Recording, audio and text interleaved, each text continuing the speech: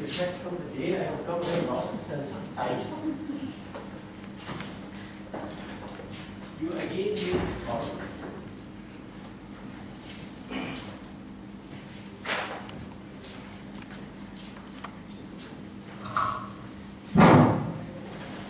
Very good morning. It's a great privilege for us to see our Honorable Vice Chancellor coming to our department, and he will be giving 2 lectures on 2 consecutive days. Definitely, I must confess that after I got the impetus, I ran to Vice Chancellor for permission, and from day 1, he was inspiring in all possible ways. And he's a man of tremendous vision, and through his writing I came to know that what he thinks, he can put it on the writing script as well. He's trying his best to see this university in a destiny, and of course associated to him, few people are there. So I will not waste much time. I know he has joined today, and I don't think any Vice Chancellor will come and deliver a lecture. I haven't seen one. Maybe I haven't seen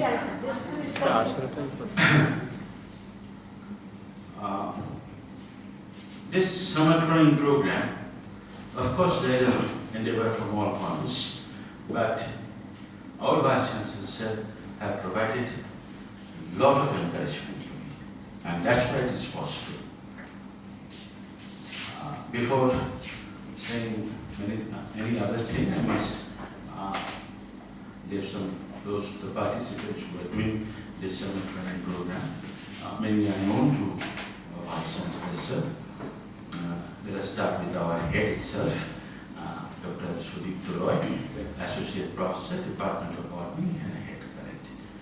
Dr. Chongonaran Sinha, the former Head, Associate Professor, Department of Botany. Dr. Mauloy Yadav, Assistant Professor, Department of Botany. Dr. Shudha Gupta, Assistant Professor, Department of Botany. Dr. Neeraj Shenshorkar, Assistant Professor, Department of Botany. Dr. Vijay Shekhar Dutta, Assistant Professor, Department of Botany. Dr. Kapuli Bhatru, Assistant Professor, Department of Zoology. Dr. Aditi Shah, Assistant Professor, Department of Botany, Narasimha Doctor College. Dr. Rita Pal, Assistant Professor, Department from Charuchandra College, Department of Botany. Dr. Mahsina Iqbal, Assistant Professor, New Anipur College. In fact, all these 3 students done their PhD with me.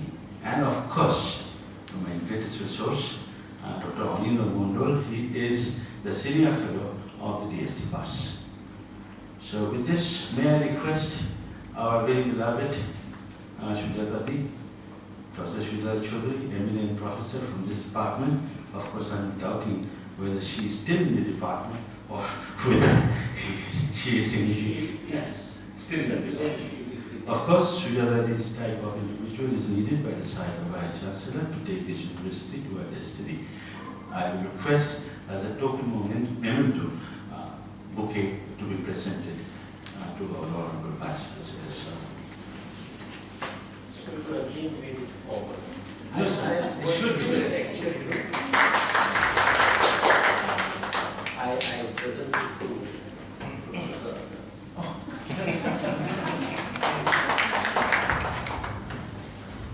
So I must not waste any more time. I request To our sir to deliver his lecture on the generalization, because I think there is no point in delaying him, because you know how busy he will be today.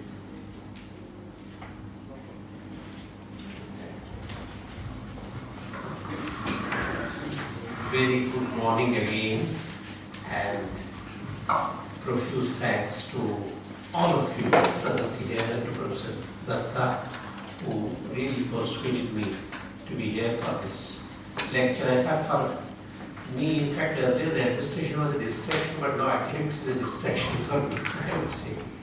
But I'll try to give you some ideas. I have hurriedly put up certain things here to give you idea of what actually is in my mind when we think about social sciences, or when we think I could give you plentiful examples if I had studied ABC of science, or even if I had digested what people say about science. But let me try to present these ideas. You see, before we proceed further, let me get you, all the time, in fact, in our life, be it in our social life, be it in our academic life, be it in administrative life, we're always generalizing. You know, it really bothers us. Why do we generalize? What is generalization, in fact? In ordinary life, we unconsciously sometimes pursue certain things. So let us discuss that. Let us go to the slide first and then you keep on. Yeah. You see, we find that generalization is basically the construction or reconstruction of an argument, of an explanation, or any historical or scientific situation which depends on wealth of information, wealth of experimentation, wealth of, a sort of empirical study being carried out at the back of that generalization. When you say H2 plus O2 is equivalent to so and so, but the fellow who has produced that H2 plus O2 is a particular kind of formulation or generalization, in fact.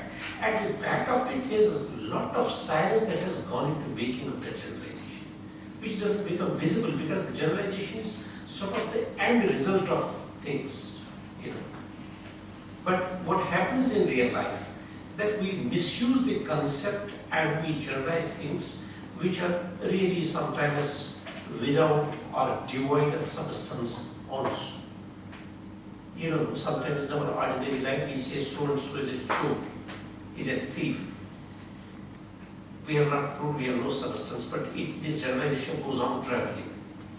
In Indian context, I tell you, the rumor spreads in India particularly faster than light. It virtually travels faster than light. Any rumor, and that rumor is a generalization.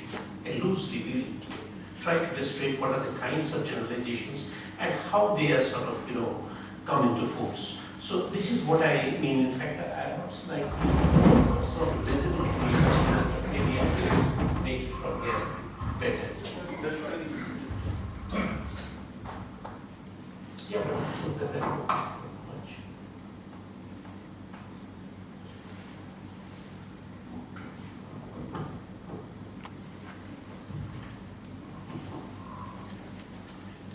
So it appears that it's more than necessary for any intellectual, for any scientist, because everything we do in writing history, in pursuing social science or sciences, is basically that we are ultimately generalizing. Can we go to the second one? If you feel bored, you can always interrupt. You see, for generalization, for carrying out these generalizations, maybe in science also, we have generally two sets of, social sciences. Or even in science also, two sets of, two categories of people who pursue knowledge, in fact. One is, in science also, because we say theoretical physics is there. Theory is always there, but the theory is also derived out of empiricism. That we need to keep in mind. So we have, one is that there is a theoretical style. There are two sets of people. Before we come back to generalization, I want to assert that there are two sets of people. There are two sets of intellectuals. One is a group that adopts always a theoretical style. They try to find in their subject matter a basis for interpretation and generalization. Like maybe a theoretical physicist who does not indulge in experimentation, but he depends on derived knowledge, So therefore, he is always interpreting on the basis of what he has acquired out of the empiricism or out of the theory that is derived from empiricism. But he does not indulge in the active sort of research at all, I would say. He does not indulge in empiricism, practical training of things, in fact. And this is not a hard and fast rule that he would not or he will not. We find at times he may not. Likewise, all social scientists find themselves at both the places sometimes. Some people, trying to talk about simply a theory only and generalize out of that theory, but some people going to the hardcore facts, doing research, and then trying to see what comes out of it. What I mean to say is that sometimes we have preconceived notions, we have a kind of hypothesis that we want to prove. That's the kind of, within the theory. We have like that also social science and sciences. But sometimes we will wait for facts to give us an idea of what emerges out of, the hard facts of science. We may assume something, and when we conduct the experiments, we may not be in a position to ultimately have the kind of things that we have proposed as hypotheses. So there are two sets of people on this. One are those who simply have preconceived notion and they want to prove that. But there are also those who work with fact as historical material, scientific material, and then they wait for their experiment to dictate what comes out as a scientific reality. So therefore, reconstruction of past, for example, we find that reconstruction of past is important rather than putting many facts together. You see, simply, for example, if we are supposed to do research, how was the discipline of botany or plant sciences being pursued in 1960s, for example? Simply collecting facts is not sufficient.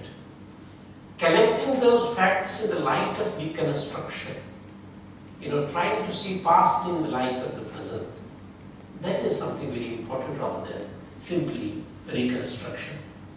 In sciences, we indulge in exploring new things,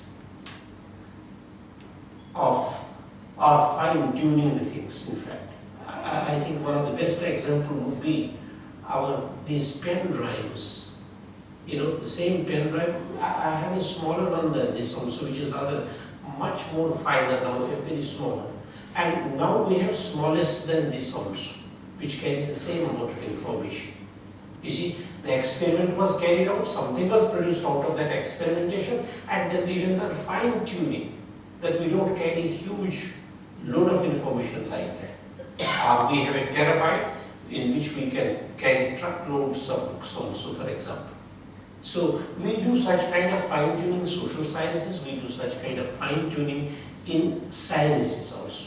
Because we are not simply doing experimentation for new innovation, new discoveries, but we are also fine-tuning them. If you look at the research that has gone into aerospace, the research that has gone into medical sciences, for example, the research that has gone into physical sciences, for example, we do find that there is a process of fine-tuning running parallel to the experimentation. Sometimes it is in the process of fine-tuning that something new also emerges, some new discoveries also made.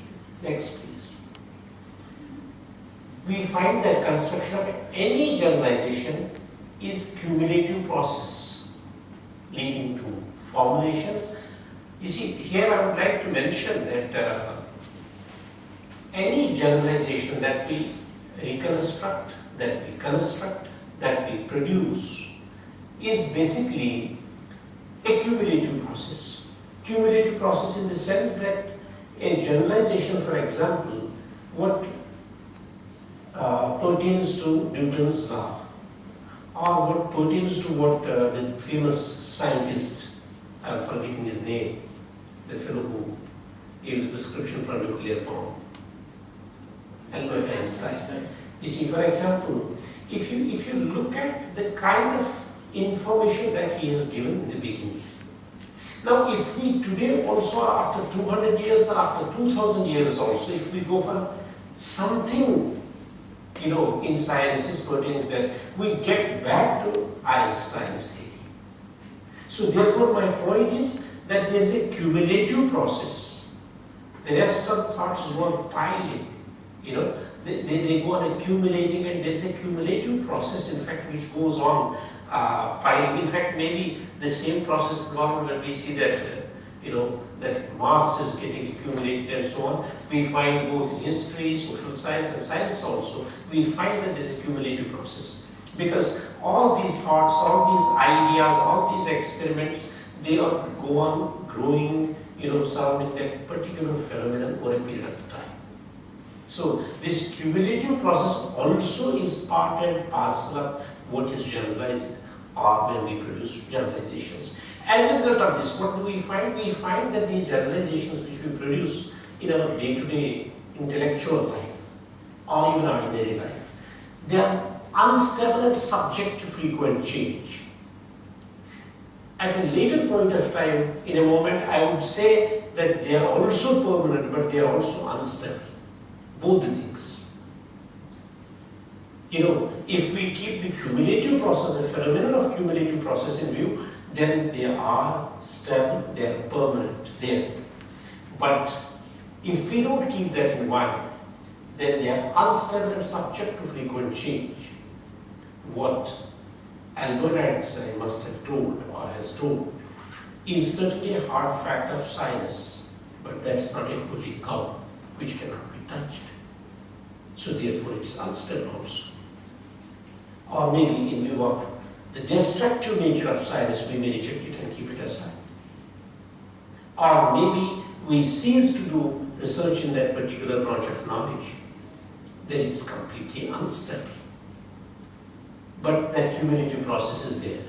We find this simply carrying out of generalization is not sufficient. As a social scientist, in fact. You see, you set up a lab, put up some money into that, you purchase equipment, then you collect pile of books, articles, do lots of readings, lots of experimentation. But that whole thing is basically, if you look at it, this is only a limited part of the activity. The real activity is that when you conduct the experiment and reach or try to discover the final truth, that is where your mind should be unbiased and objective. I have found in my lifetime, there is a teacher doing his, research in Delhi IIT, in the Department of Education. There is a formula called P16, which deals with some kind of statistics, and he had collected a hell lot of information very hurriedly from various sample surveys and so on. But that information was not fitting into the P16 model. This fellow had to get PhD. He was more than 60 years virtually at that point of time. He had spent whole life. Then ultimately he filed record and the thesis was submitted. You see, the reality and those formulations or parameters which we set and so on. So what I'm going to say is, I'm saying that this entire exercise that you do, that is only a limited part of your research. The greatest part of your research is what you produce, not setting up of lab even if it's a cumbersome activity, doing PhD, writing all kinds of materials, conducting those experiments, that's all a limited part of activity. The greater part of that is that what you derive at the end of it, what comes out as a generalizations.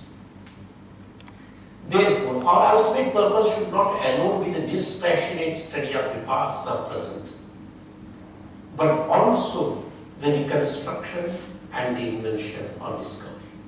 It's not simply that we set up the lab, we collect past, literature, past science, knowledge systems and so on, but our focus is basically what is that we are going to do from here forward.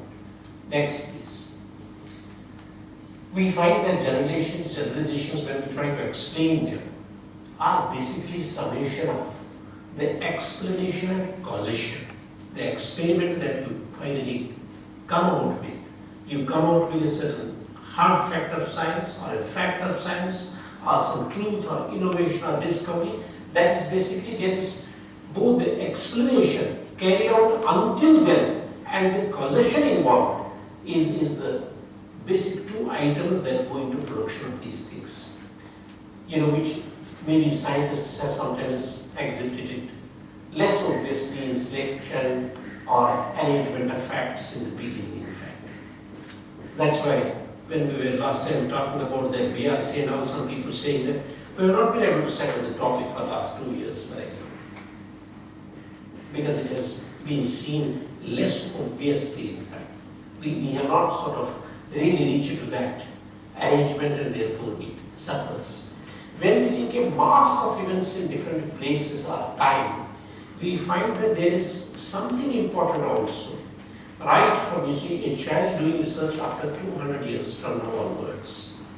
When he goes back to Einstein again and again, what is happening is right from that time backwards when you move or forwards. It is this tissue of generalization that connects entire information. That there's a tissue of generalization that connects the beginning of science, I wouldn't say to the end of science, to the ongoing process of science, because end has not yet arrived. So therefore there is something called a tissue, connecting tissue between the past and the present and future that will always be there. Next please. And when we look at these generalizations, we also find that it takes uniqueness of historical events or empirical reality and evoke a series of similarities.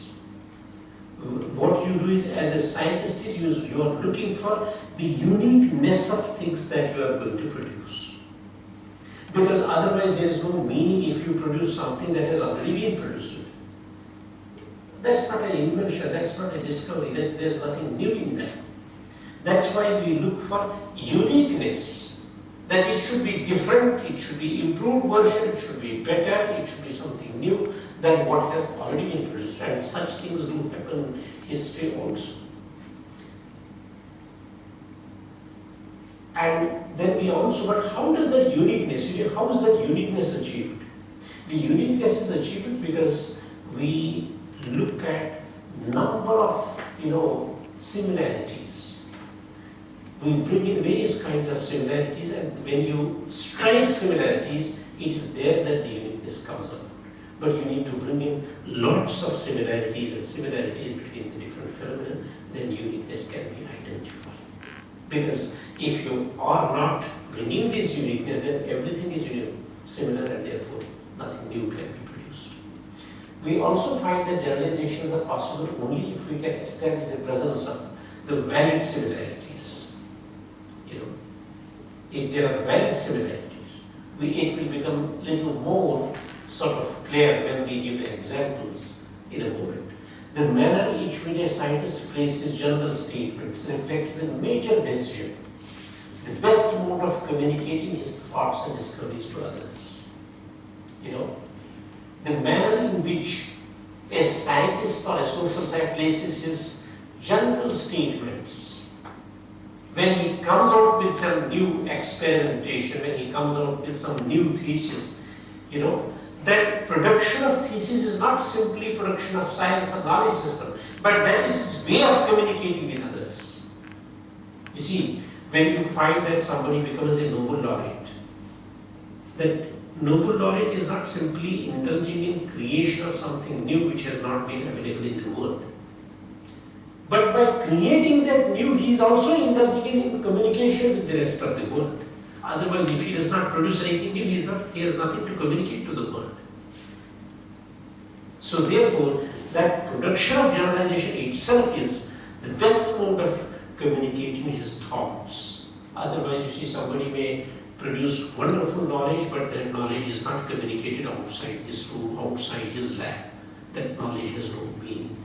It's a meaningless. Even if it may be a wonderful experiment and he would say, no, I should not tell it to anybody. But it's not communicated, it's not useful. We say that if we put up more lamps, there will be more light. When I came to this university, I was sharing certain things in the administrative building with people working there. And they would say, no, sir, don't tell these things to them. Then I said that if we have more lamps, we have more light.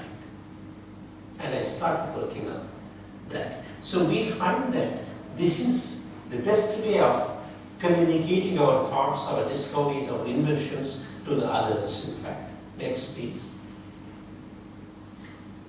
the explanation of the events takes place through the connective tissue of similarities which we said earlier, and these generalizations seem dangerously pliable to the subjective drive of a particular mind which produces them. Now, this is a very important point. The important point is that when you are producing science, when you are producing knowledge, when you are conducting an experiment, when you are coming up with some new thing in fact, you have, as I said, set up the laboratory, you have spent GST money, you have done every damn thing. But if your mind is not objective, the entire thing goes waste. Because your mind should not be subjective. It should not be subjective, to a particular kind of a process, to anything.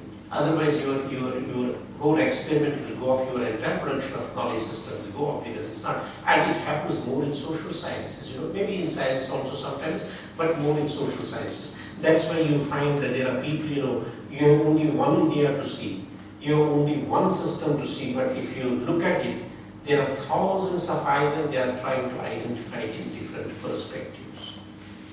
Because the problem is that human mind is very complex and absolute objectivity is not possible. So if you do the same thing in science as social scientists do, then your experiment, your knowledge has no meaning, because if the subjective mind prevails, despite the fact that you have envisioned everything, you have done so much of experimentation, you have set up the lab, you have studied so much, but if your mind is subject, you do not want this to be developed in a particular way so that it benefits people, for example, or so that it destroys people. You can imagine. For example, if Einstein would have been influenced by, or the fellow who produced Kalashnikov, if he would have been too much influenced or subjective, we say it has lot of destructive meaning also. But if you would have stopped the destructive side of it, then it was not science. And it was only simply subjective. So therefore, ultimately, whatever we do, in fact, for generalizing, for production of knowledge, should not be reduced to subjection of, subjective thought. And this subjective thought can also come when we tend towards a particular political party, when we tend towards particular caste, particular religion, particular region, particular any other aspect. When we tend towards that, then we are not producing objective thoughts at all. That's why I repeatedly say that the scientist can never be, or a real social scientist or science can never be part of any party. He can never be part of any politics. Give me a single example that the world's best scientist was, a politician, or he was allied with any political party. Never at all, because the mind should be objective. Then only you can produce better generalizations. Therefore, construction of historical generalization is a cumulative process which leads to different kinds of formulations. Next, please. Which are unstable but also subject to, as I said earlier, frequent change. Understanding conditions determining this instability, which includes a succession. Why are they frequently changing, for example? Why is sinus frequently changing? We would say that we have created this pen drive, we should not have any more, this serves the purpose. Everybody can carry it. Or why does not sinus stop at a certain point of time and be satisfied with that whatever we have done is not possible for the time being? Maybe next generation does.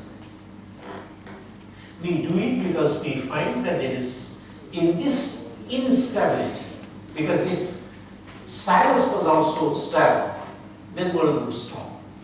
But this is always the generalizations produced out of scientific mind are also instable completely, and there is always a succession. We have produced something, after 2 years something new would be produced. If you look at, I will tell you, the best example is that if you go to 1st century AD India and 1st century AD Europe. In 1st century AD India, we had a digging stick. a stick which was used for digging, not even, even some sort of iron, even though iron had been introduced in the later Vedic period. And Europeans also had poorer digging stick than Indians.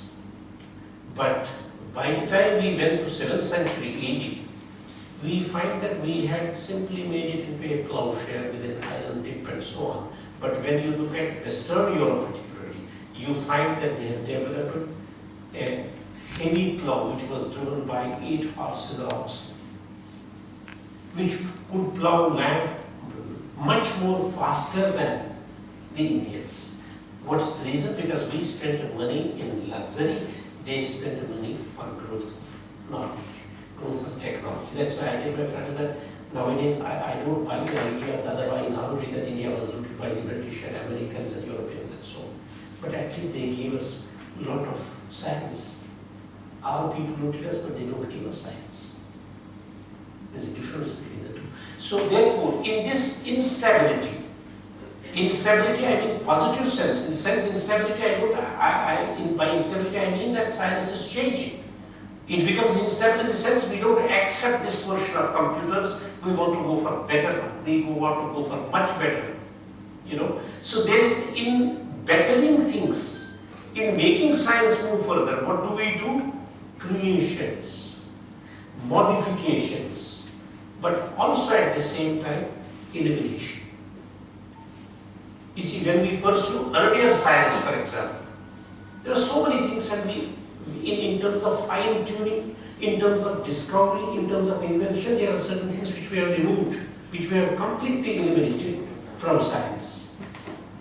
So therefore, in this process of instability, we find that there is a creation. That process of creation or succession of creations involves modifications of science and other things, and also eliminations.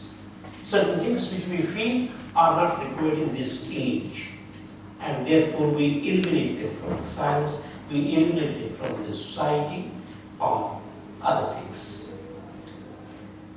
And that significantly contributes to, proficiency of both the social scientists as well as the scientists when you indulge in this process of creation, modification, elimination, each one in succession. This reflects the effectiveness of the art of a scientist or art of social science. How quickly you can recreate, how better you can modify, and how quickly you can eliminate or what you can eliminate, shows the proficiency of the scientist. It's these things which compare, when we say the West is faster than the East, because they are quick in creation, quick in elimination, quick in identification, quick in modification. But we are slow in understanding those things.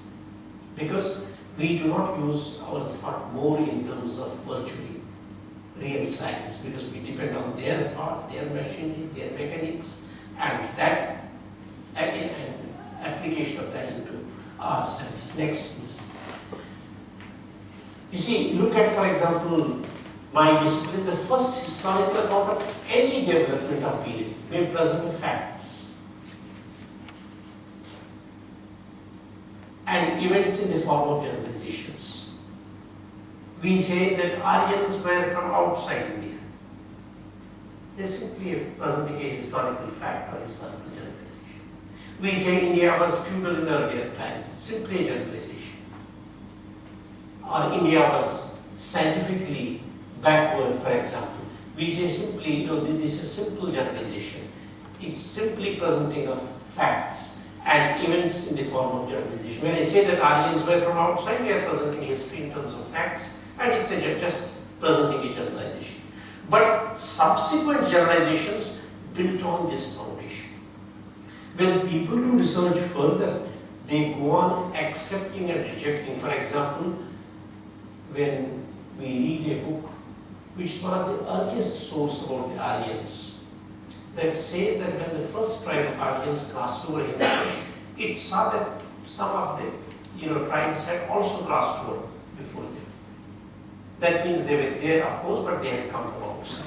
But you have seen when last time the government came in power, the same government came in power, the new books were written, new documents were, sort of patronized and created and recreated, we find that the new generalizations try to build on what was there by saying, no, no, no, they were Indians.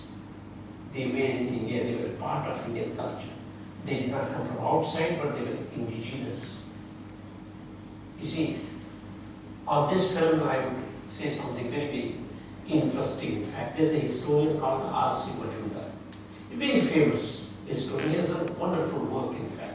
You know, Sushobhan Sarkar, D.C. Sarkar and R.C. Majumdar, they are very, very important people. D.C. Sarkar actually had only one son who was killed in London and, you know, dead body was brought to him. And he said, it's a waste material for me now, he's dead. And his 3 daughters became widows and came back home, but that did not discourage the gentleman.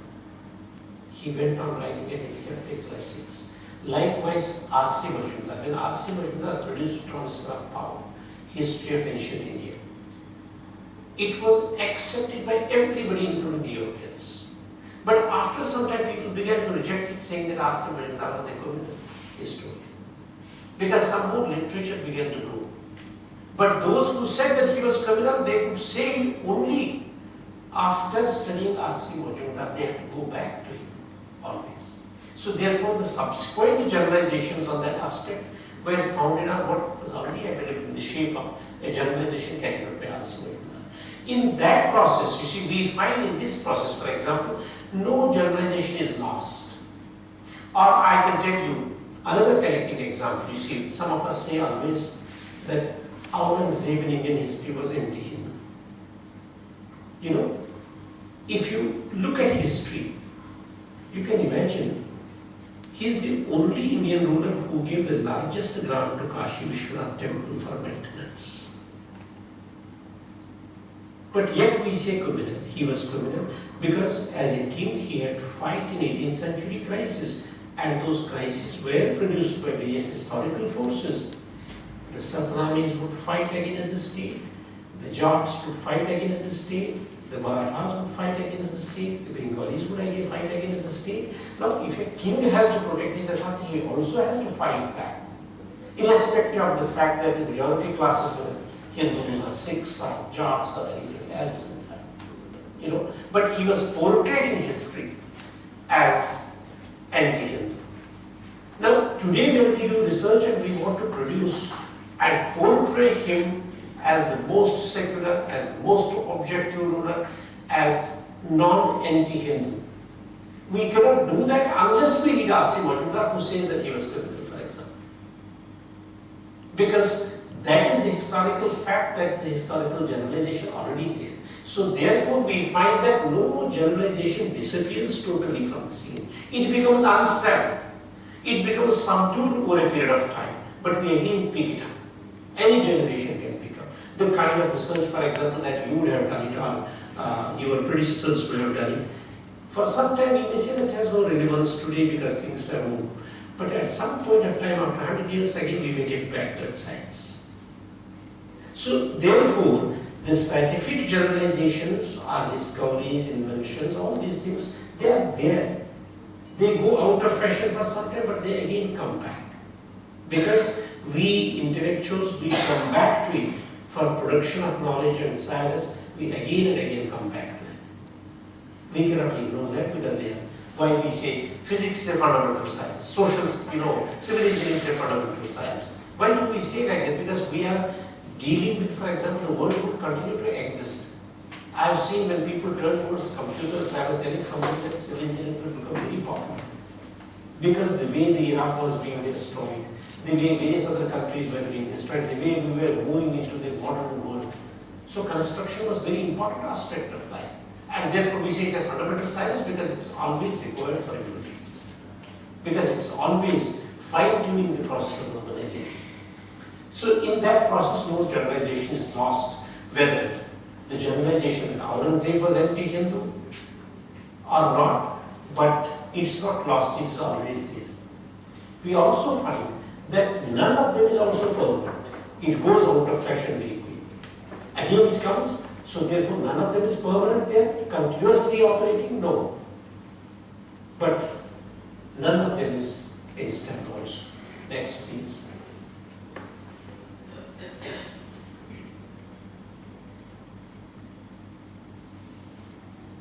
You see, any event may sort of provide us a number of generalizations. Any historical event, for example. There are lots of, generalizations. I wish there was a blackboard. I could have really portrayed some best example. We don't have it anyway. We don't have a piece of chalk also there. We don't have it.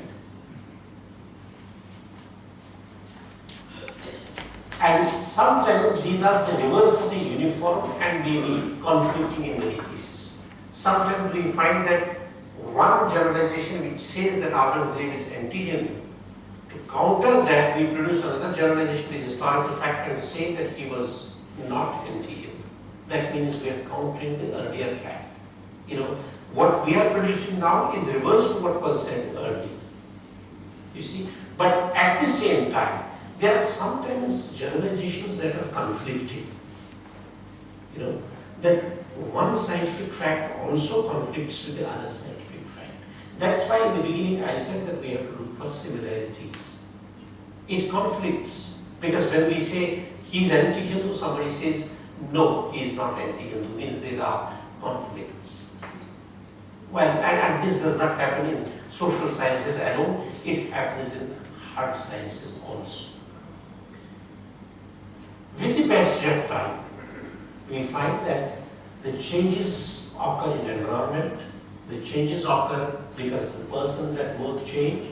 We also find that the approach of person to person differs. We also find that the methodology to produce things also differs. So therefore, if there is a change in generalizations, if there is a change in generalizations, it's not simply because human minds change. It's because the materials that are available to him in terms of methodology, in terms of statistics, in terms of equipment, in terms of anything, that also changes. I can tell you, see, Nehru was a great intellectual. When he wrote the Discovery of India and other books, he said that 1857 was basically, it was a mutiny within the army. It's 1 year before his death that he accepted that it was first part of Indian independence. 1967 he died, 1966 he died. He wrote an article in which he stated that what he said earlier was not true. It was not simply mutiny, but it was first part of Indian independence. Then historians from Bengal to Bihar to Kashmir to Kerala began to explore this phenomenon and found that in 1857, it was not the rebellious tendency in Meerut alone where it started. It was in Bengal, it was in Kerala, it was in Andhra, it was in Tamil Nadu, it was almost touching every part of India, and therefore it became a bigger generalization. I just wanted to give you two examples here. One is if I can use this here with you sort of give me the white one, please. Yeah. I didn't want to spoil this wall, but anyway. No. You see, I give you like this a rope. What happens in the society? There is a shop selling betel leaves here. And then we have the area where people are living in this area. There is a gentleman who crosses here and suddenly he is knocked down by a car which was coming, say, from here or here. Now, if I ask a very simple question,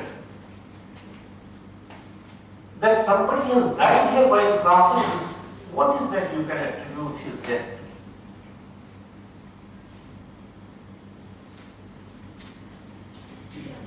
The road, because by crossing it won't be visible to him whether. Okay. You see, one is the problem of the curve of the road is one.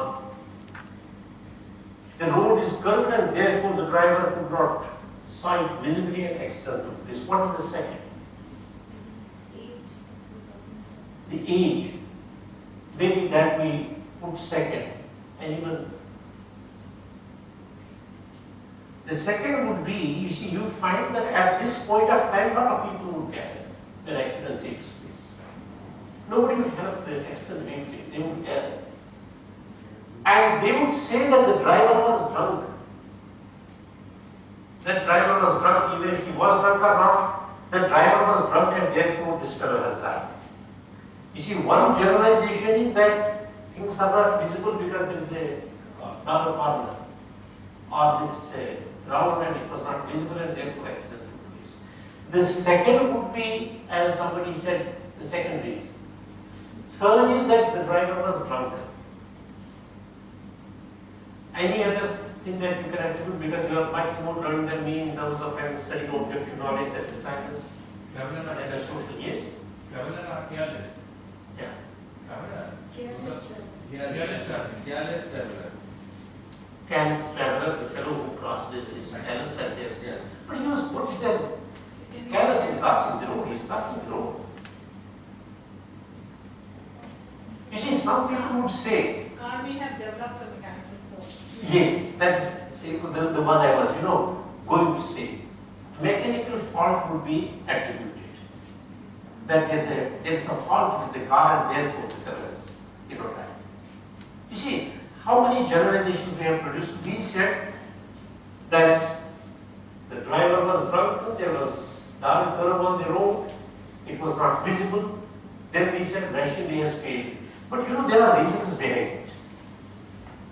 In all these reasons, it's our subjective mind of the scientist or social science that has prevailed, that has overwhelmed and that.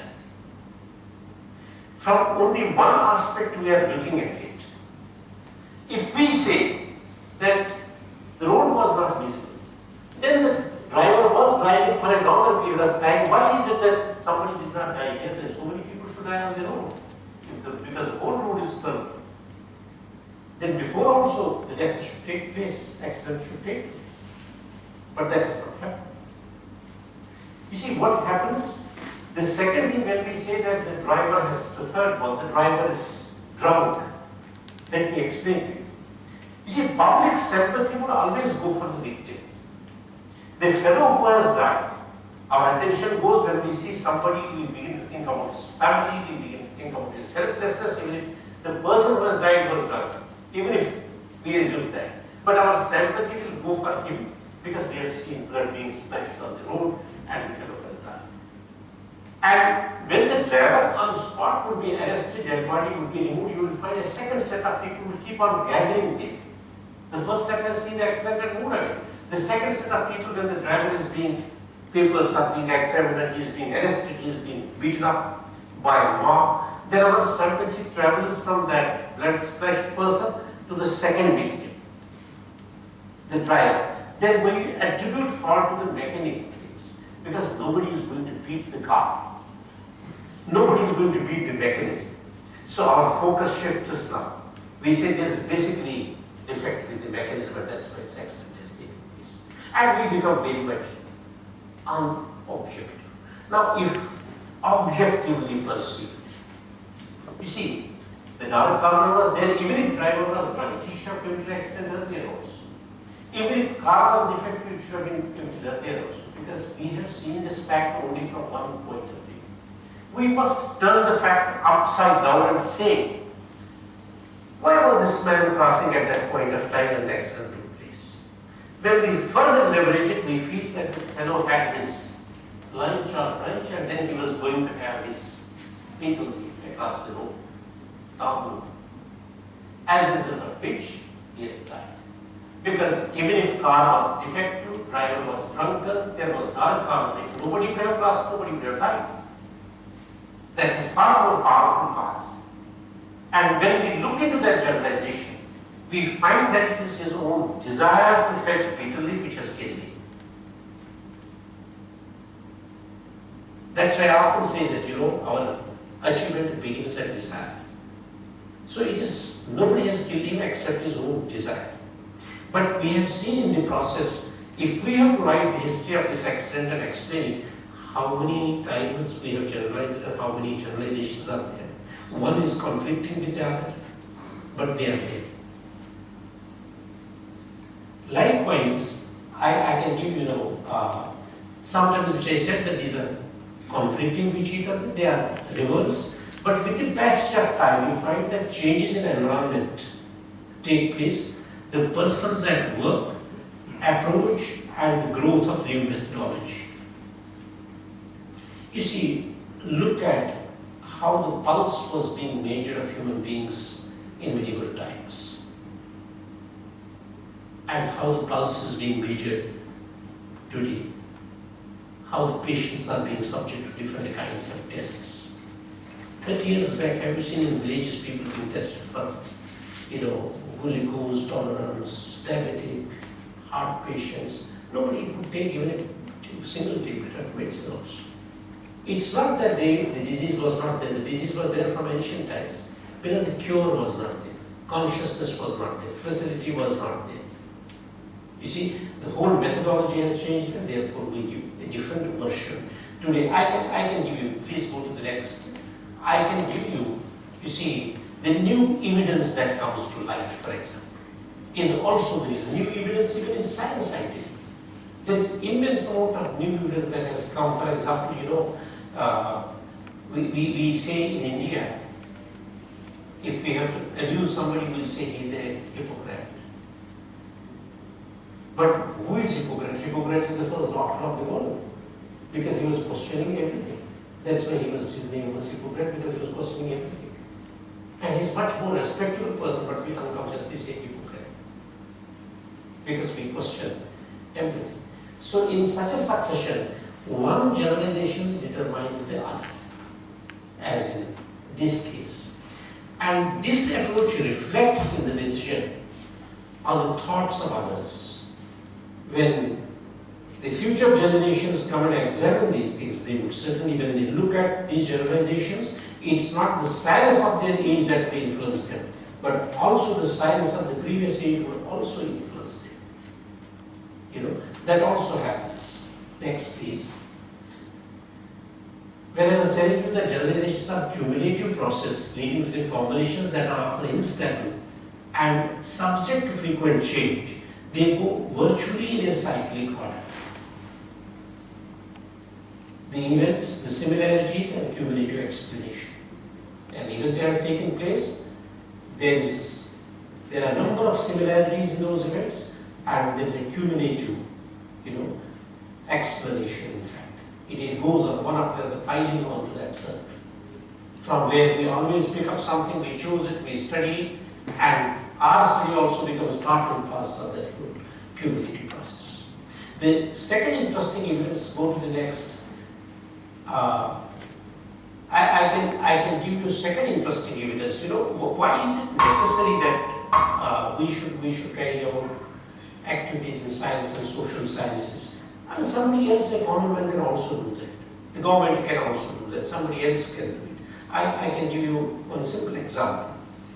You have seen, most of you are quite grown up, I'm sure, very sensible, by the time in 1999 Kargil War took place.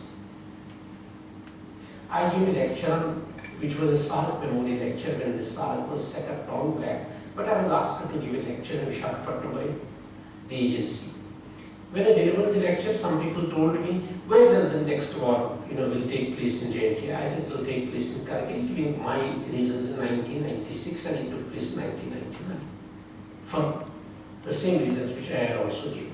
But I am telling you, when this story of war breaks out, the government makes an announcement that there is a Kargil war between India and Pakistan or China or any other country war has taken place. Then you have live coverage of that being brought to your drawing room by Balkada and company. Isn't it? You are watching everything visibly. Why is there necessity for a social scientist or a scientist after 10 years, 15 years to write the history of this war? To provide, what is so unauthentic that it is not being produced and provided to you? It is basically because of the subjective mind. Let me give you a very simple example for generalizing this war. When war was declared, you have found that the government simply announces that war has taken place. And the government immediately raises taxes. If government attaches it, much more importance. It does not attach importance to it because our lives are involved. It does not attach importance because it wants to protect us from the external threat. But it also wants an occasion to raise the taxation in the country, to divert certain attentions from other areas into this. Like the way IPL and other things, cricket matches are being mostly carried out, in the season of November or March, April, when you are busy with that and you go home and your wife tells you that, now the vegetables have become costly. Because at a time when you could go for the protest, that time your mind is completely occupied by cricket. These are the modern mechanisms of ideology by the state. So likewise, we find that this curriculum thing, the government announces it, gives us the history, indulges in it, but also thinks in terms of raising of taxation. When journalists provide us the story, there is also a subjection involved. It's not an objective assessment of a journalist, because journalists want to excite public sentiment, public sensibilities, and catch your attention to throw also some advertisements there at that point of time so that they can make money. Otherwise, you should have completely uninterrupted coverage. And then what happens? Why this unobjective? The fellow, for example, who was simply cooking meals for army, in the army, Western country, for example. When he comes back home to give us, there could be no authentic source then. Even if we reject a government version, we reject the journalist's version, then the fellow who has come, who was watching this war, and there he gives a version. We should believe that. Why should we write a book on the Kargil war and generalize it? We don't believe his version also. Because when he comes to a village, the first thing that the villagers do, they will go with the garland. There's a war veteran has come safely home. The ones they put up, the garland, his ego inflates. When ego inflates, he begins to connect because he has got the audience now.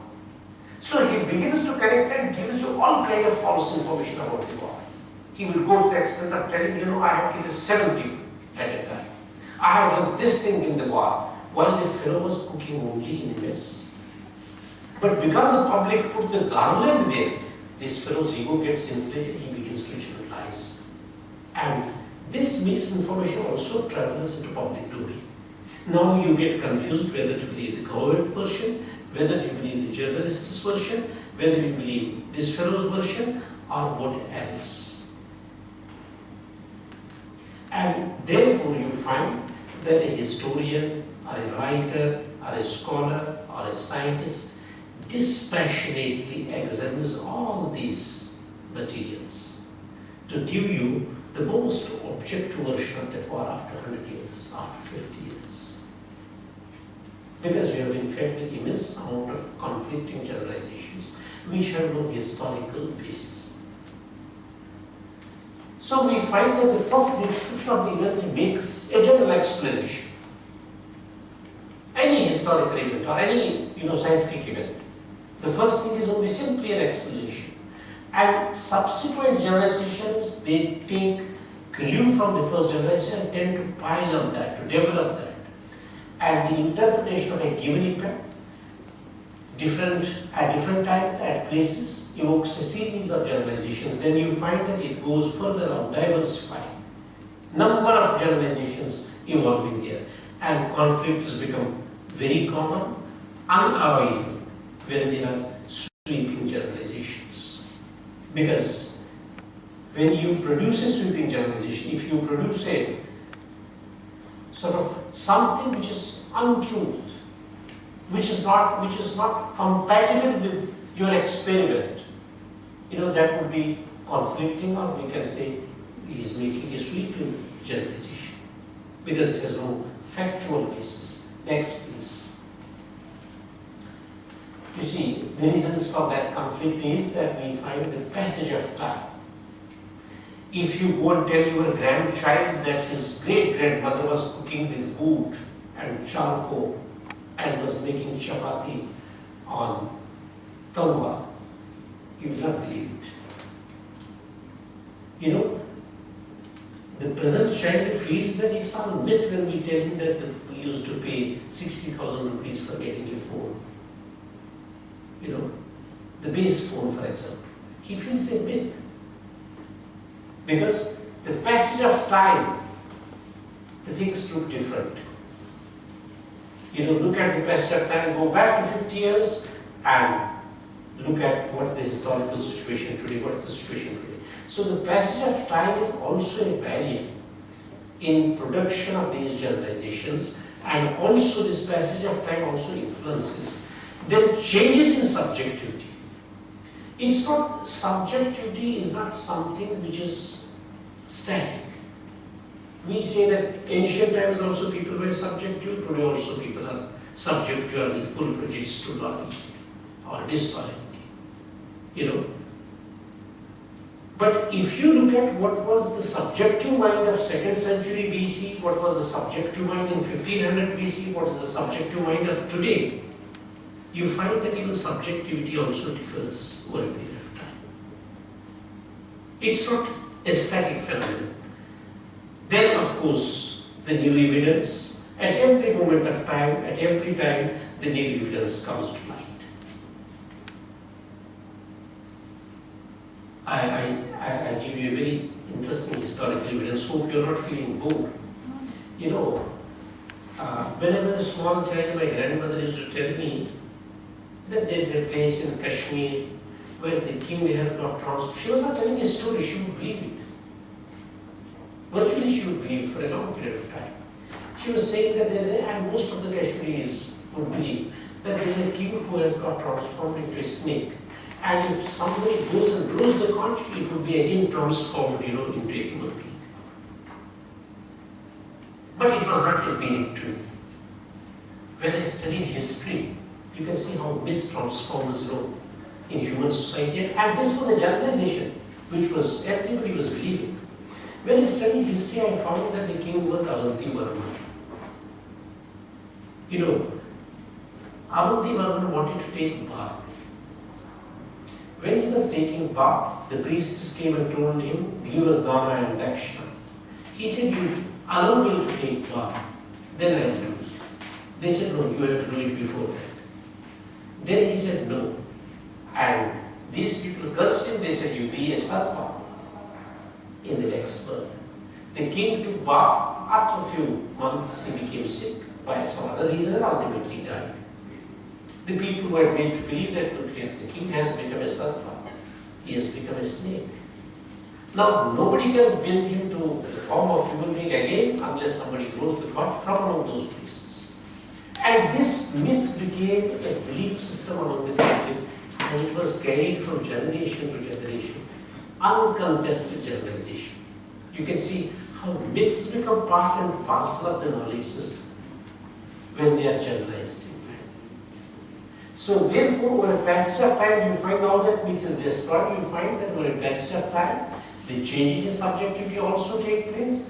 The new evidence comes to light, which also helps us to demystify the earlier versions. Then methodology of the person at work, the way your guides used to provide you methodology, and the way you provide methodology to the succeeding generations. It differs in every age, every moment, every time it differs. And then the new ideas and ideologies at work. I don't mean political ideologies, I mean otherwise. The new ideas and ideologies at work. That ideologies in the sense that within the discipline somebody feels that he should only grow people around him who specialize in theory of relativity, for example, which has nothing to do with politics, but it becomes an ideology in the discipline. If you look at all India level, there are, countless of scientists, the social scientists are in different disciplines. So these new ideas and new ideologies also, they are also a reason for when we find that the earlier generalization is conflicting with the present generalization. These are the reasons. Next, please. We have in these, so like human beings, each generalization has also a genealogy. Just like human beings have genealogies, there are parents, there are clans, there are tribes and so on. Likewise, we find that there are genealogies and generalizations also from time to time. There is a succession in each generalization. There are similar ideas and ideology. There is determination of one over the other. Next, please. These examples we can skip. You just move to the next, please. Yeah. We have generally, when we try to assess generalization that have been carried out, we find that there are 6 parameters of identifying the generalization. There are 6 kinds of generalizations. One is, which is called generalization for ignorance. I don't know about the facts, but I generalize. I have not carried out scientific experiment, but I keep on saying that it would be like this and like that. Because I am ignorant. Therefore, ignorance is a predominant phenomenon when we generalize sometimes. Those who make generalizations for the ignorance of the particular event, which they are not aware. And this group is unaware of the existing studies on the subject matter. Now, even if you conduct some experiment in some field or write something in some field, without taking cognizance of what is the larger base of knowledge in that area, even then you are ignorant about this. So therefore, the generalization that you have provided without studying those materials is known as generalization of ignorance. Next, please. Then we have second, which is limited generalization. Limited in the sense it is limited to the exposure of subject matter under investigation. I go round and round by doing some research on something, but I do not share that knowledge. I do not look at how this particular phenomenon evolves or develops in Europe. I do not understand various regional variation or climatic variation for different plants in different places. So that is limited, and where subject matter is confined to one's own set. You do not compare for a particular plant. For example, you only study the area of Kalani, which would be suitable, and then like a philosopher Rank, he used to say when he would see Europe is raining, he was saying this time it is raining in the world. Because he was generalizing the whole world on the basis of what was happening in Europe. Likewise, so therefore that is a kind of generalization, but it is very limited. Does not venture to sweeping generalization beyond the particular subject matter. One thing is good, that the fellow will not venture out of that. Whatever is limited circle within that area, he would generalize. But then it has its own limitations, therefore the generalization is limited, because this cannot be applied to other parts, to other places, to other regions, to other phenomena of a similar nature. Next, please. You see, there are generalizations which we refer them as deliberate. The conscious attempt to generalize the events. Deliberately we are generalizing certain things which should take root in the public domain. I would not like to name, but I found a professor with whom I had a very, very good argument in my room. When he went out of my room, he went to one particular department. And when he was going up the steps, he was pubic. They said, "Sir, what happened?" One of the students who happens to be a teacher there. He said, "What happened, sir? Why you look a little disturbed?" "I don't know why this magistrate wants to destroy the campus under the cleaning drive. He's destroying the campus under cleaning drive." Then when he cooled down and had a cup of tea, then they said, "What is the reason?" "He's, removing moderation. He's removing guest lecturers. Because he's removing remuneration for teachers teaching within the same university." That was the basic which he could go up, Because he did not want that his remuneration of that particular department should continue, that's what he wanted. But he did not generalize that fact. Instead, what did he say? The VC wanted to destroy the campus. Look at the generalization. I don't know in which area, but it certainly falls into when we say deliberately generalizing, with a certain intention that this generalization should predominate and take root. He was hiding the fact that his remuneration will not be paid. He was trying to misuse his personal prejudice for this, and you can imagine the consequences, how bad the consequences could be for an institution if we believe like this. Lots of rumor. I do find deliberate generalization in the sense one person went into the university to spread around that there is no money in the university now. All the funds are already spent because this PCA has come. I'll give you very simple facts, but these are the kinds of deliberate generalizations to make connections between interactions with one ancient, concurrent and subsequent, and therefore there's a risk of broad interpretation, in fact, sometimes in such deliberate generalizations. There is a greater risk of broader interpretations which would not be based on any scientificity or historicity. They limit their interpretations to the interactions or interactive trends, not on the larger domain of knowledge. Next, please. Then there is another generalization where simply the sequence of events takes place, the drawing of parallels in different places and times, like when you conduct an experiment, that saffron can be grown in Kashmir. You try to choose a setting in Spain and say it can be grown there. Try to make parallels, or for example, you will try to develop in your laboratory similar kind of a climatic zone here and try to say that it can be, you are making always those parallel arrangements kind of a thing to suit to this, and on the basis of that, if you make generalization, that is called a parallel generalization. I tend to make connectivity between different subject matters. Here the subject matter is a climatic condition. The Kashmir climatic condition would be different. The Bengal one would be different, but you will try to make that parallel to see to that it suits you in generalizing things. So that is the fourth kind of generalization.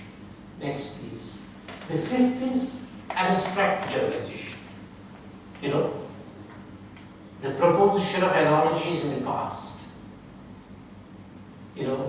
Inexplicit explanations of the event, leaving confusing statements and conclusions without proper reason.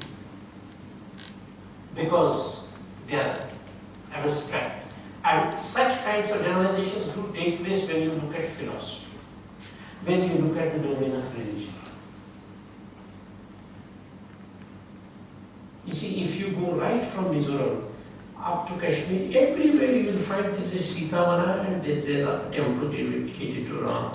Anywhere you go, there is a Ram left from this side. Anywhere and everywhere, I think.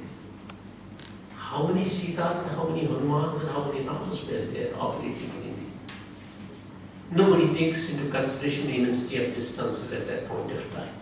Ultimately, Ram was not having wings. But these are the abstract, and people believe it. The largest number of people believe it. You see, when you listen to, we'll be talking tomorrow when we talk about religion, when you look at the television, look at the pravachans, and the number of people like cattle sitting there without any critical faculty, listening to everything that's being said to them. One day I heard the fellow was saying, he was telling them there are 4,000 years when Rama lived for 4,000 years. I wanted to check on his historical faculties and facts, in fact. These are abstract general, and it happens in science also, it happens in academics also. It happens in social science also, it happens in science also. Leaving confusing statements, conclusion without proper reasoning. There's no reason, there's no logic. And these events they can be extrapolated to the events in future also. That if this thing happened there, and the subsequent result would be like this, in future it could happen like this. Many of us say, oh, India would be the world power because we are more than 1 billion. Who said this? It's not India which gave us the theory about statistics of human beings, that we are 1 billion people like that. Joseph Shemy was the head of statistics division of United Nations. I used to be a member of academic council, heading the academic council of United Nations. It was Joseph Shemy who sent a team, to collect statistics about India. It was not Indian faulty census. He's a Jew. With his team, and then he predicted that by so and so they will cross, and they will be more than a billion population, not Indian statistical data, which is all faulty. So therefore, it leaves, confusion, and unnecessarily we go on becoming or providing a futuristic trend which will be completely false, which may not be true. Next please. The sixth is imaginative generalizations, especially from philosophies, cosmic understanding of the human activities, or connections between past, present and future. The theory of karma, for example. The past, present and future. That if you do like this, this will be. But nobody has seen the world beyond. Nobody has seen what's going to happen. Whether the theory of karma is true or not. Nobody has seen it. But we would spend a lot of time in trying to see that we get better there, which nobody will see. All imagination, imaginative generalizations. Next, please. Then if we want to be a sort of objective scientist or a social scientist, what should we do in such circumstances? We should have to explore differences rather than similarities. That's one of the important aspects. Second is we should have the ability to bring out effective generalizations. Those generalizations which are lasting, which are impacting.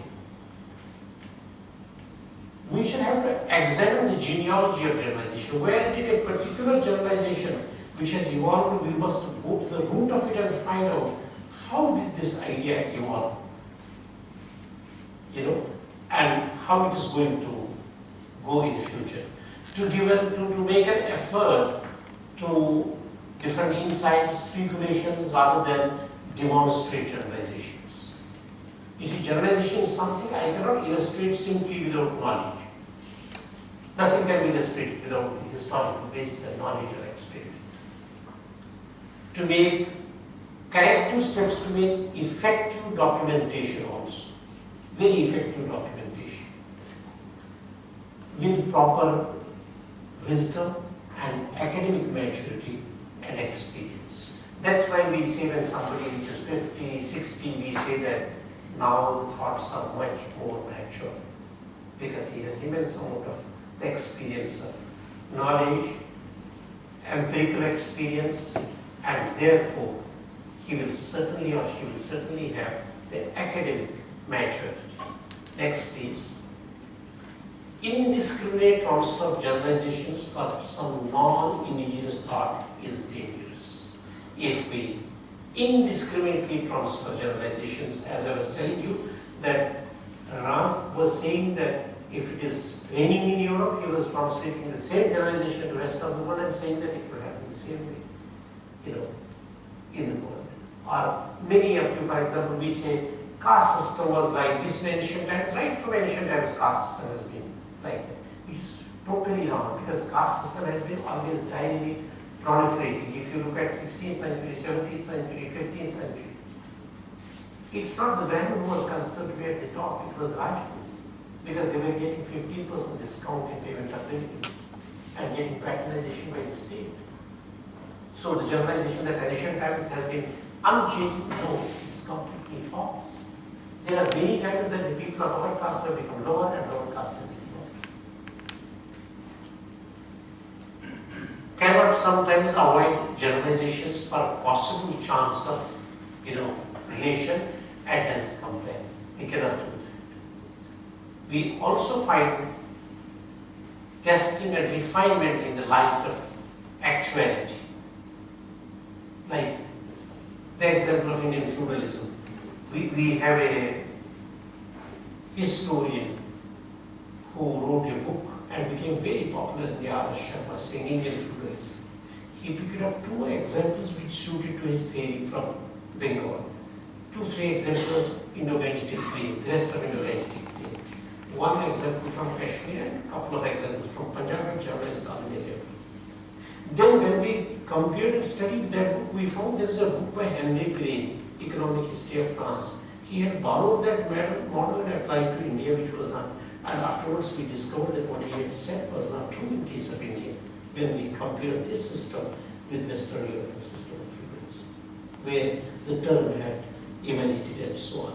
So therefore, there is always a possibility of certainly, refinement and way of testing these generalizations.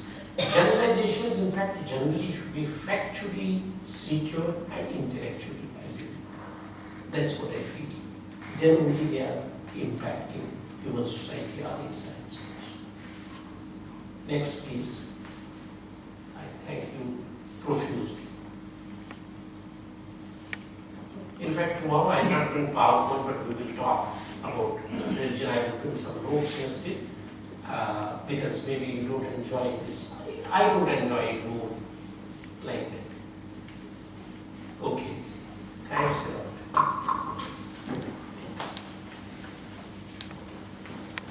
If there are any questions, I will take them. Juice may have a question. If anybody of you have any discussion to make on this illuminative lecture, and you see some of the points Mrs. has raised, what I said in the initial part is in accordance to it. Is a man who will say something which at his stature nobody will do. Okay, if you have any thing to discuss on this very, very illuminative lecture on generalization, please. Yes, please. Yeah. Yeah, thanks for that lecture. So I have just a very simple question. Is the generalization of a knowledge that you have portrayed, is it same with the subjectivity of a knowledge? No, you see, subjectivity is a different element. Subjectivity is something which influences production of knowledge, which influences generalization. But subjectivity is a sort of, it's a sparrow, knowledge is a horse. So therefore, subjectivity can influence production of a particular generalization.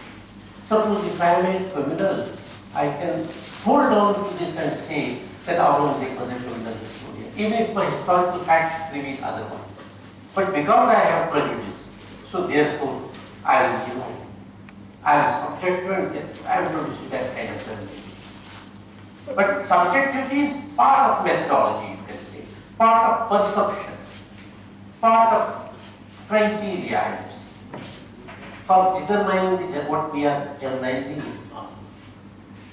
Suppose you are carrying out an experiment on something, but then you at some point of time feel that your subjective mind influences it to give wrong result at the end of it, even if your facts do not say. That means your subjective has taken over in production of that knowledge. So in that case, where I am generalizing the fact. But then facts also differ. You see, if you look at in history, for example, you see several kinds of facts which are being interpreted. I was giving you the best example of Karnal. How facts are being twisted by people differently. Giving the example of that cook who was cooking there and not fighting, but he was also witness for. How in that whole process he gave a different account, for example. Or the example of this accident here. How different people are giving different examples about the accident, but none of them is explaining us that, basically. Then for reaching the objectivity, one must first have the subjectivity of the knowledge. Is it true? No, we shouldn't have subjectivity of knowledge. We should, I think this is a conclusion. I appreciate this question, it's a conclusion. You see, subjectivity is something which is not available in knowledge. Subjectivity is your perception. You see, when you are sitting in laboratory and doing experiments, now while sitting in laboratory, if you all the time think, first you think that you are Hindu, that you are Bengali, that you are one, and then you sit on the table and carry out the experiment. That would not be true. You have to be dispassionate, completely dispassionate. I can give the best example. I wrote an article when my house was burned, 3 of my family members were killed. What should be my angle? It should be anti-Muslim. It should be anti-terrorist. But when I wrote an article, dispassionately I thought, let this story be something, let me examine historical facts. I have seen the article was published in a book from Palgrave in New York. Anybody till date, there are 13 reviews of that book. Nobody is talking about any other idea except mine. So I feel personally that I have been consulted because I did not allow my listening and other things to influence my mind while writing. Subjectivity means prejudice. Prejudice could be of gender bias, prejudice could be of region bias, religious bias, racial bias, even intellectual bias also. Like, So I have one. yeah, please. What type of prejudice is happening over India, especially in the world? And everything is going wrong. I think it's the dark blue sky or To tell you very frankly, all of you are here, we are talking in this room. I was telling one of my close confidant. I worked in Punjab for 6 months. Not me only, everybody who travels in the youthful days by bus from Kashmir to Delhi and Delhi to Jammu and so on. The answer is, this also included there. I was, looking at right and left, very prosperous agriculture in Punjab, very prosperous. And the impression was that they are best of the lot. You must acknowledge that. And they are doing wonderful service to this country and so on. But when I was asked by one of my vice chancellors, who happened to be a scientist that go there for 6 months because the vice chancellor of that university wants to set up a new university and help organizing the School of Global Relations as well as languages, literature and so on. I was immediately demystified. I'll just tell you. I had a attendant who would serve me very passionately and was pleading with me that I should stay back 3 or 6 months. I told him why. He said, sir, then you can confirm me as permanent. One day I asked him, I said, how much of land do you have? I thought he's miserable because he's working for 3,000 rupees. I said, how much amount of land do you have? He said, 14 acres of land. Then I said, why the hell you are doing this attendantship paper? He said, because I can get a good daily money. Then I went to the rural area and found that the women were not safe in Punjab. That entire rural Punjab, which we say they are proud and they are this and mandates, all kinds of things, big arrangement, it's all rotten. That Punjab has been completely subsumed. It's no other region where I have found a train specifically for cancer patients, not even a single soul in that train is without cancer. That's the fruit of drugs, as well as the bad side of brain evolution, which is very important for bodies to study what the brain evolution is. The second reason, so I got demystified. Likewise, when I came here in my society, we celebrated 115th birth anniversary of Vivekananda, great fun there. I was put by my parents in my primary stage in a school where somebody with a yellow robe and all would come and my grandmother would say, telling me, Dada sir.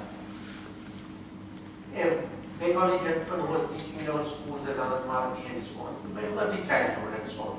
So I studied all kinds of experiments. The land where Tagore was born, the land where Vivekananda was born, the land where very great stalwarts were born. I tell my friends that if you look for 20 historians, 19 of them will be from India. But when I came here and now people also started getting something, I am directly getting something. But I don't lose heart. Because yet I have seen many reversals in my life here for the past 8 months. I have not yet seen a dead end.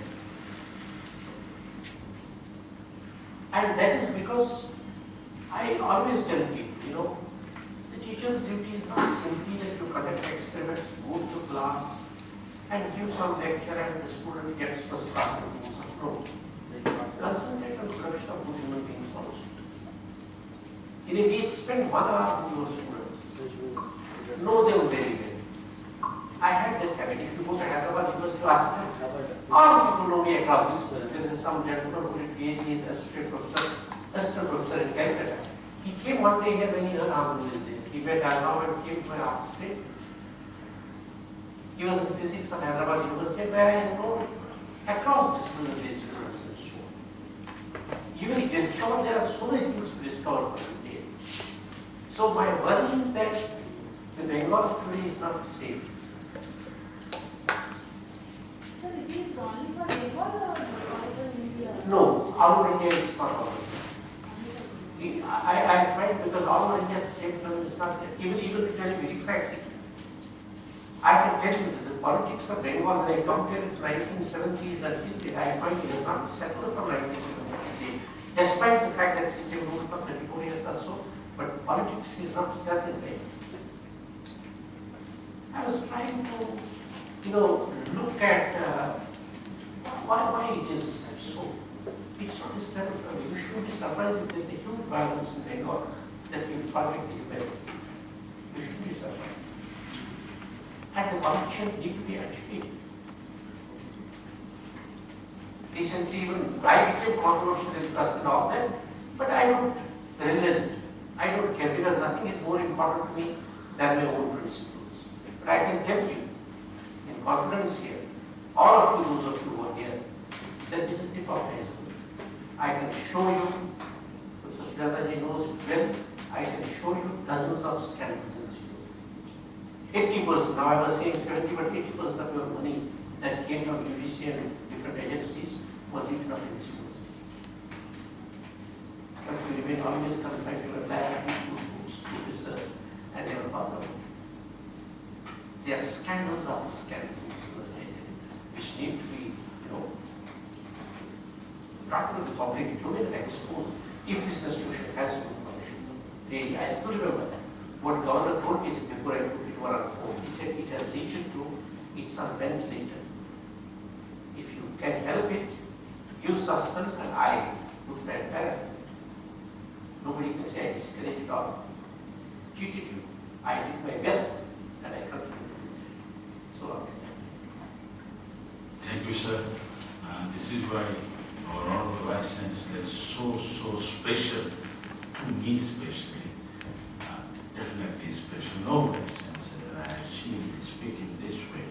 I can guarantee you this in West Bengal. Thank you very much, sir.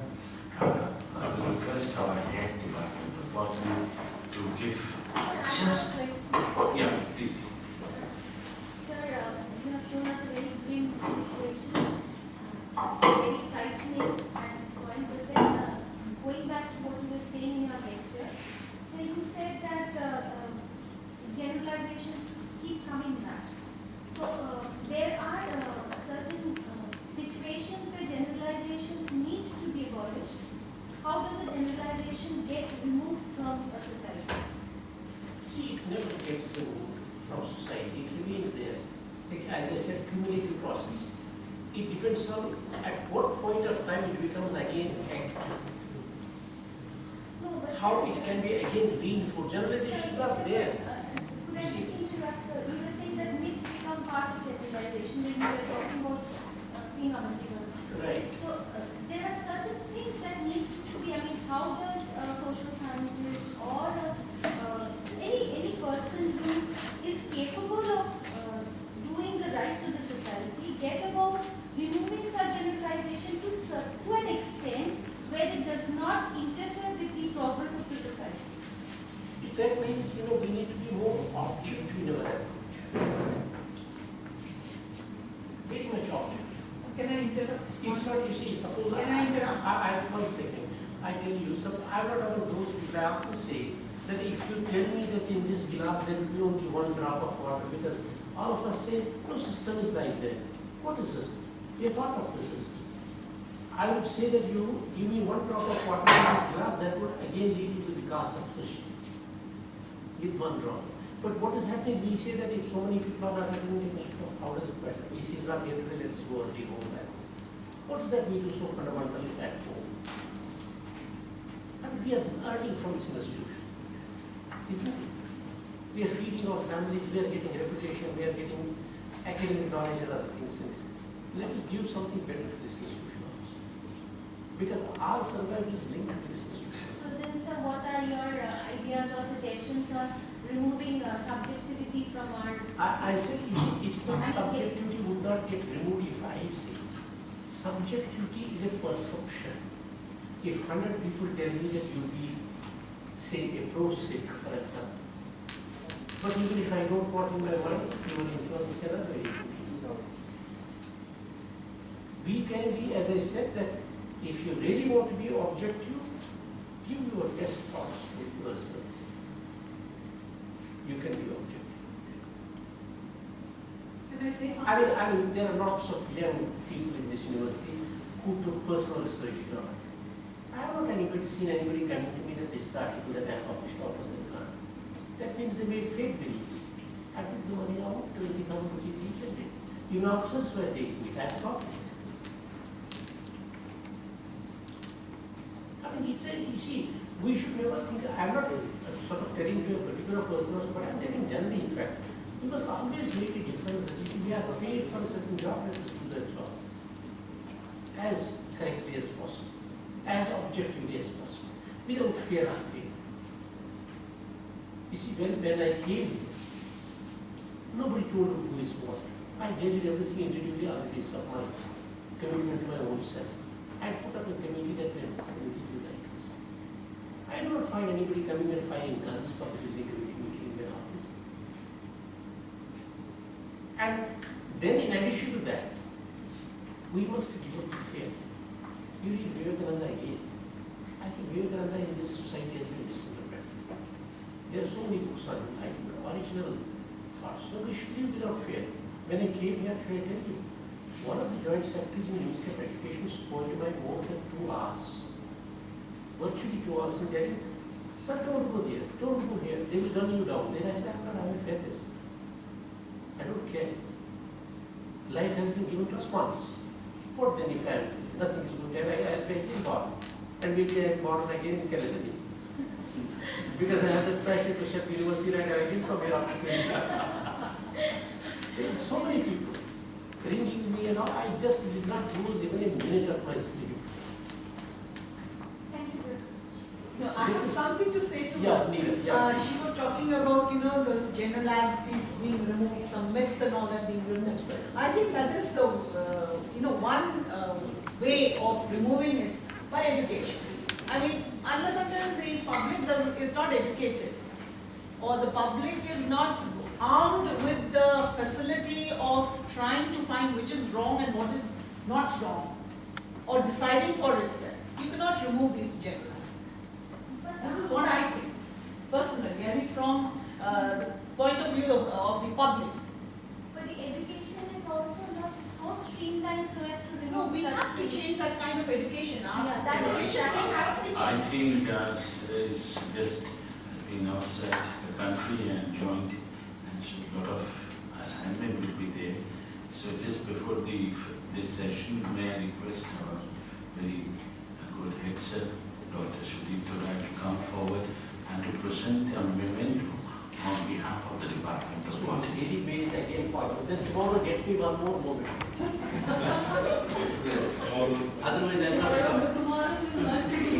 Tomorrow no overdose, no flowers, no tea, we are talking about religion. So we should be a little more safe. What is there? Now we have an almirah in VC's office so we can display there.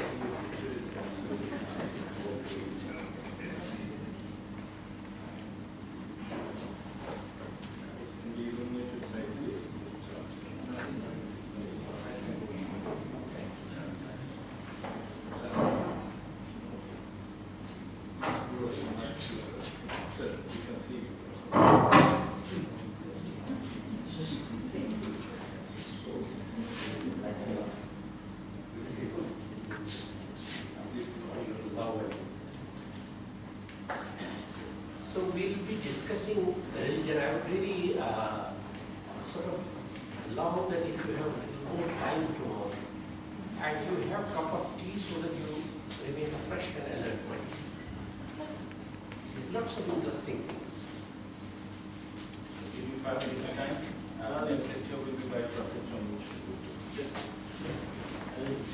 Thanks a lot for your patience and